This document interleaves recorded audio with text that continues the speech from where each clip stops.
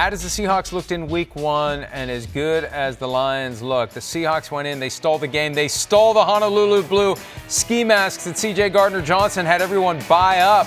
The villains for the villains were the Seahawks. Just like Sauce Gardner last year when he got the cheese head. Be careful with your props. Somebody's going to get it and somebody's going to turn it against you. And that's exactly what they did. That is something.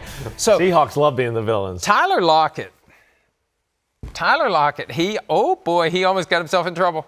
Why? Well, let's roll the play again. He almost North Korea? He almost got himself in a little North Korea situation, like the worst rule in football, like Justin Jefferson on Thursday night. Chris wasn't here for us to talk about it on Friday. I'm so mad. We get to. You want to give the ball back to the You made a mistake. Give the ball back to them and let them do it again.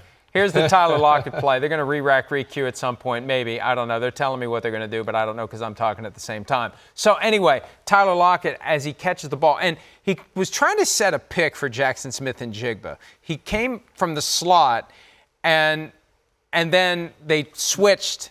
Looked like he was supposed to run in and then kind of saw something and went back out. But then curled around, and his guy kind of got flat-footed. Lost him, yeah. And Geno Smith threw the ball. Tyler Lockett makes the catch, and he said they preach don't reach the ball to the pylon, and he knows what would have happened because look, he's starting to lose it just as he touches it. If he loses control of that ball at all, and look how close it was. If that thing's coming out of his left hand, because it was out of his right hand, if it's coming out of his left hand too when it hits that pylon, it is Lions ball at the 20.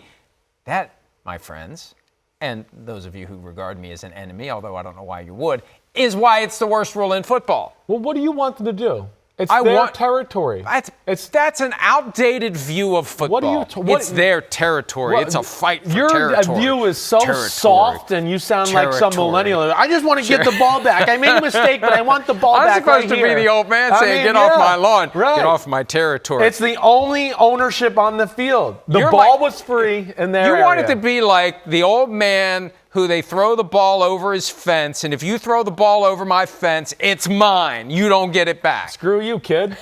Throw the ball better, okay? All right, that's what I say, all right? So anyway, Tyler Lockett knows the rule, and that's the bottom line. Right. Until they change the rule, and they never will. They'll never change the rule until it happens in a Super Bowl, and a bunch of people that only watch football for the commercials on Super Bowl Sunday say, what the hell is that? And then I'll be there to explain them that it makes perfect sense. But because when it happens during the season, we forget about it. Yeah. The next bright, shiny object comes along, and we've already forgotten about the Vikings play.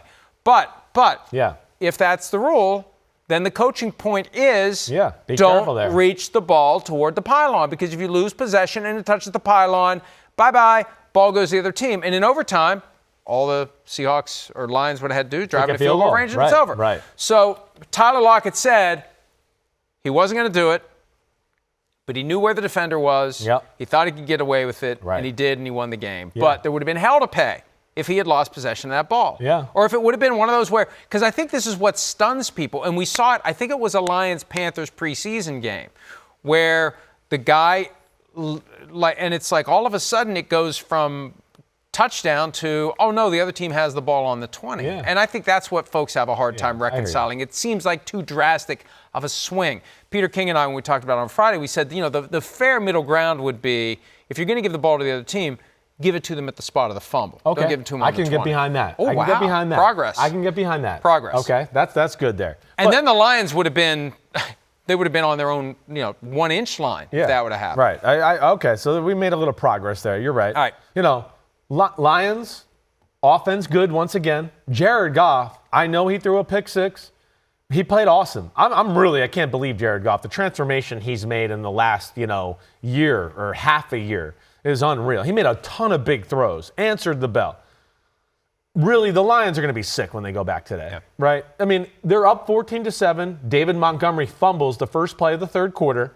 Touchdown Seahawks a few plays later. Next drive, Jared Goff throws the pick six, and all of a sudden, they're down 21-14. This was a game that was going to go back and forth, and we knew that, and the Lions seemed to have had the advantage. And then those turnovers were, I'm never going to be a guy that turnovers. But this is one where it was pretty apparent. it jump-started this comeback by the Seahawks and kind of allowed them to kind of gain control in the second half. The Lions were resilient. We know that. But two things disappointing with the Lions. Run game hasn't really got going in either week here.